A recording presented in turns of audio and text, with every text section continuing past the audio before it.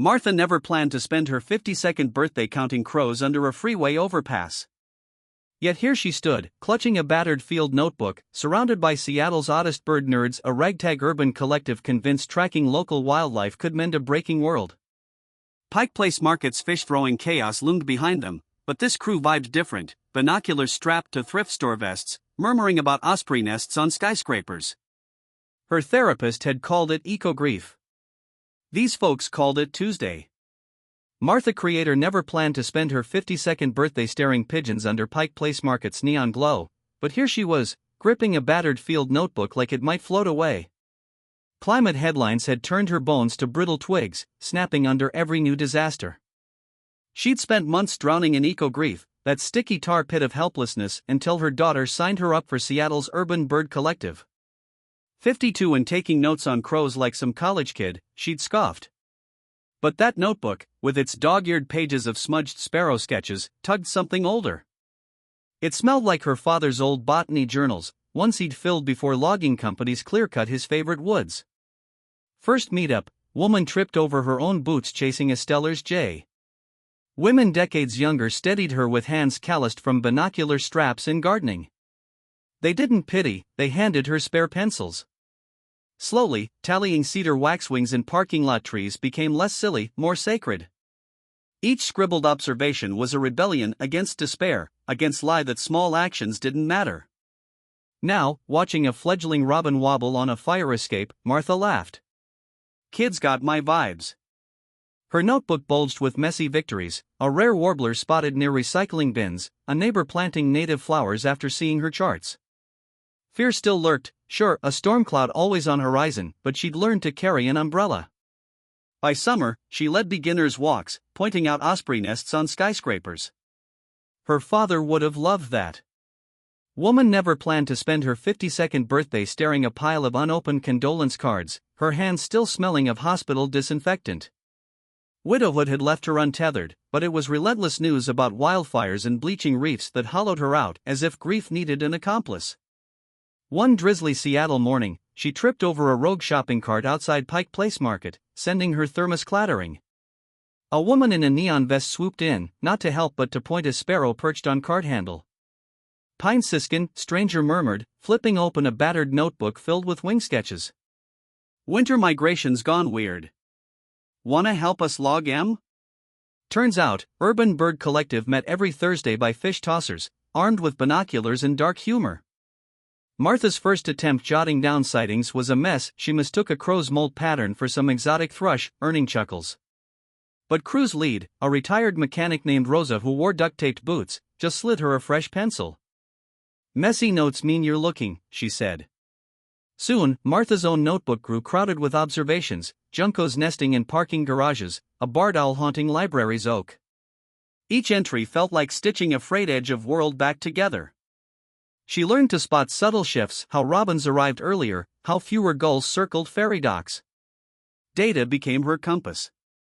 One evening, reviewing her smudged pages, she realized sketches weren't just records, they were love letters to a planet still fighting. When a developer threatened to bulldoze a sparrow-filled lot, Creator surprised herself by speaking up city council meeting, her voice steadier than she'd felt in months. She cited migration patterns from her notes, her age lending weight to years of witnessed changes. Collective hooped when votes swung their way. Later, celebrating with pastries from market, Rosa nudged her. Took you long enough to find us. Martha laughed, brushing crumbs off her jacket. Turns out, purpose had been there all along, perched in plain sight, waiting for her to look up. Creator never planned to spend her 52nd birthday staring a pile of unopened field guides, their spines cracking with neglect. Retirement had sounded like freedom, but without students to teach or papers to grade, days blurred into one long scroll of bad climate news. She tried knitting, then rage-baking sourdough, but flour-dusted fists couldn't knead away gnawing sense that everything was unraveling faster than her half-finished scarves. Then came flyer taped to Pike Place Market's postbox, smudged ink, crooked letters, Urban Birdwatch Collective. Beginners welcome. Bring binoculars, not doom. She snorted. 52 years old and she was taking advice from a piece of paper chewed by rain. Still, she went. First meetup was a disaster. Her hands shook holding borrowed binoculars, mistaking a crumpled gum wrapper for a warbler. Others chuckled, not unkindly, but heat crawled up her neck. Back home, she nearly tossed the damned notebook, same one she'd bought years ago for sketching wildflowers, now just another abandoned project. But something made her flip past empty pages until she found it, a single, faded sketch of a robin from her childhood, wings mid-hop, defiantly alive. So she returned. Learned to steady her grip by bracing elbows against her ribs, a trick some silver-haired regular called menopause advantage. Jotted notes in margins with same precision she'd once graded essays. 7:03 a.m. Stellars J. Aggressive vibes. Stole muffin crust. Weeks passed. Notebook filled. Not just with birds, but with patterns. How sparrows flocked to parking lot hedges after rush hour. How crows avoided new condo constructions. Data turned into maps, maps into petitions for green corridors. One drizzly dawn, Martha spotted a rare very thrush lurking in a half-cut thicket.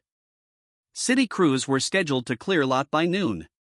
She didn't just note it, she planted herself between bulldozer and those orange-black feathers, waving her notebook like some kind of nerdy shield.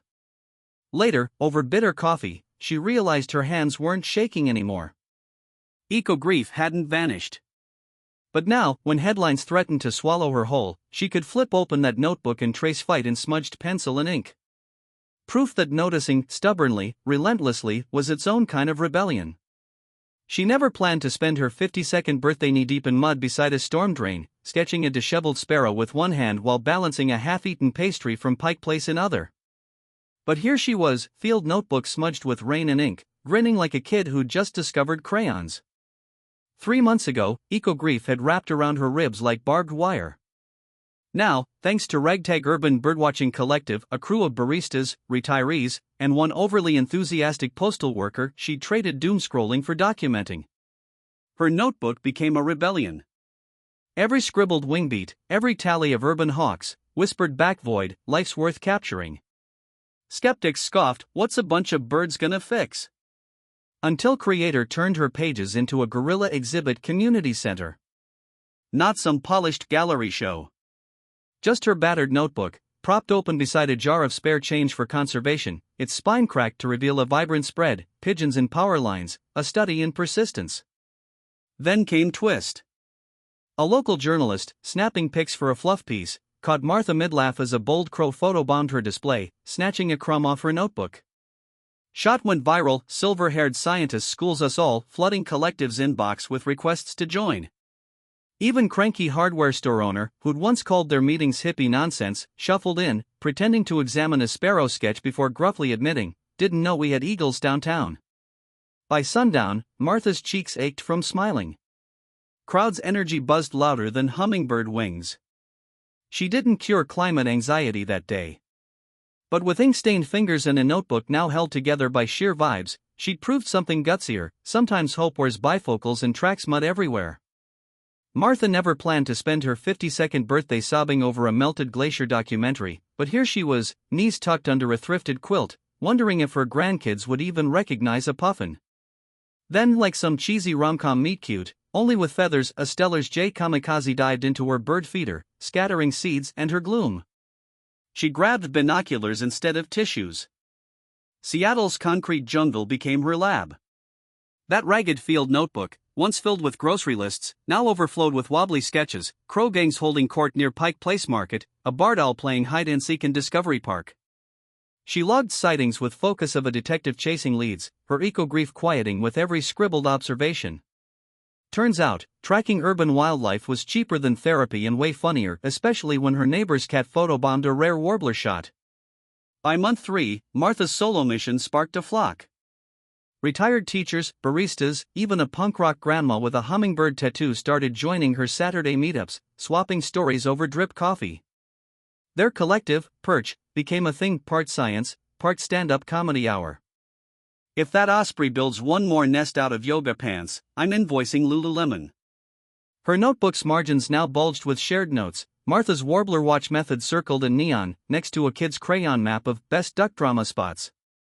She guided newbies with patience of someone who'd once convinced teenagers algebra mattered, her age worn like a badge, not a barrier. One drizzly dawn, she spotted a fledgling crow learning to fly, wobbly, determined, exactly like her. That's when it hit: saving planet didn't require a superhero cape. Just showing up, counting wings, passing binoculars. Your turn. Snag a notebook, nature's counting on you.